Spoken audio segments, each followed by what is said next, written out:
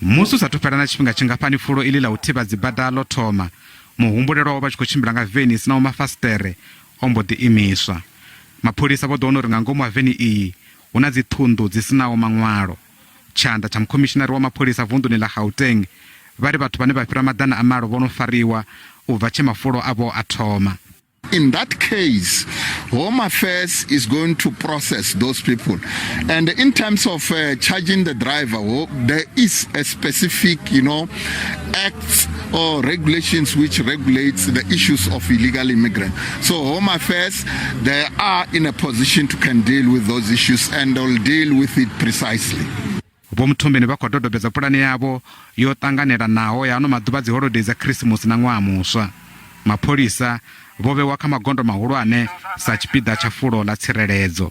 Muṅwe muhumbulelwa o ḓo fariwa nga murahu musi mapholisa vha wana zwidzidzivhadzi zwa kilogramu 5 nga ngomu buthuni ya moḓoro wawe. What we need is the stakeholder engagement or collaborations, the community policing forum, the issue of the business or the business against crime.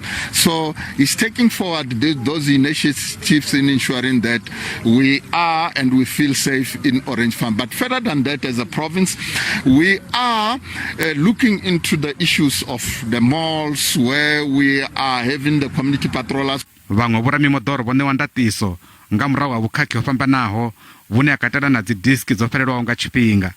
Vho-Mthombeni vha vha tshi khou shumisana na vhaṅwe vhaofisiri vhahulwane vha mapholisa tshifhingani tsha fulo iḽi ḽa tsireledzo dzi-badani.